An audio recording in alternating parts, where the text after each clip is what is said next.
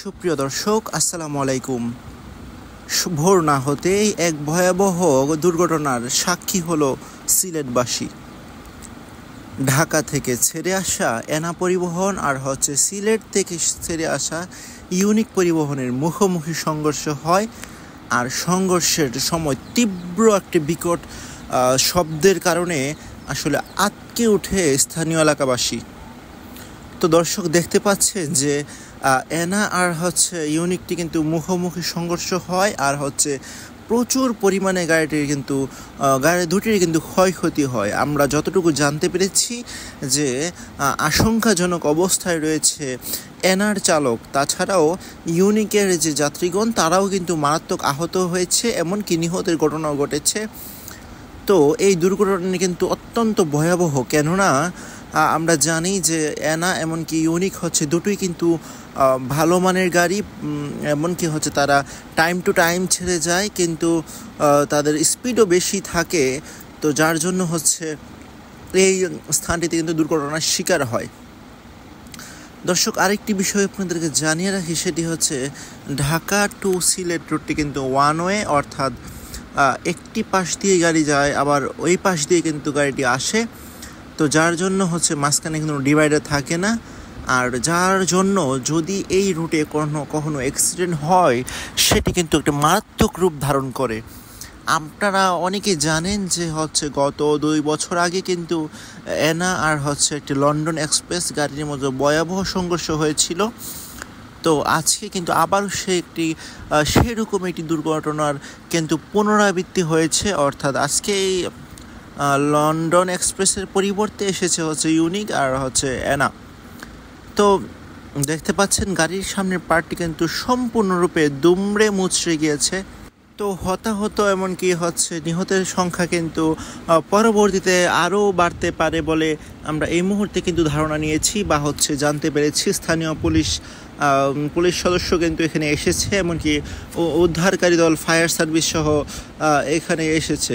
তো দর্শক, বিষয়টি কিন্তু আপনারা ইতিমধ্যে অবগত হয়েছেন যে যদি এই সিলেট ওয়েতে, অর্থাৎ সিলেট ঢাকা টু সিলেট রুটে বা সিলেটের এই স্থানটিতে যদি কখনো কোনো অ্যাক্সিডেন্ট হয়, সেটি কিন্তু খুব ভয়াবহ একটি আকার ধারণ করে। আমরা ইতিমধ্যে দেখতে পেরেছি কিন্তু একটি অজ্ঞাত লাশে কিন্তু ফায়ার সার্ভিসের যে প্যাকেট, সেই প্যাকেট দ্বারা কিন্তু মুড়িয়ে রাখা হয়েছে, পরবর্তীতে সেটি হস্তান্তর করা হবে। তো দর্শক, দেখতে পাচ্ছেন যে উৎসুক জনতার কিন্তু প্রচণ্ড রকমের ভিড় হয়েছে। তো তারা প্রত্যেকেই যে যার অবস্থান থেকে কিন্তু কিছু পরিমাণে সাহায্য সহযোগিতাও করছে পুলিশ সদস্য বা ফায়ার সার্ভিসের সাথে। তো এই ঘটনায় দেখতে পাচ্ছেন যে ইউনিকের সামনের পার্টটি কিন্তু দুমড়ে মুচড়ে গিয়েছে। তো আমরা যতটা জানতে পেরেছি সেটি যেহেতু রুটটি দেখা যাচ্ছে যে এনা বাসটি কিন্তু রং ওয়েতে চলে এসেছে, তো এই ধারণা থেকে বলা যায় যে হয়তো এনা বাসটি যে ওভারটেক করতে গিয়ে হয়তো ইউনিকের রাস্তায় চলে এসেছে, আর ওই দিক থেকে ইউনিকের সাথে সংঘর্ষ হয়। তো সংঘর্ষ দর্শক যেই কারণে হোক না কেন, সেটি কিন্তু খুব ভয়াবহ একটি আকার ধারণ করে, এমনকি বহু ধরনের হতাহতের ঘটনা ঘটে থাকে বলে আমরা কিন্তু ইতিমধ্যে জেনেছি।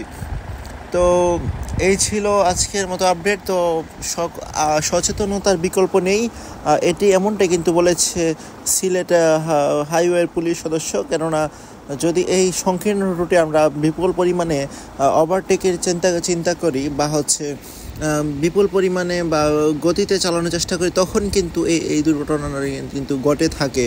তো যার জন্য প্রাণ দিতে হয় সাধারণ মানুষদের।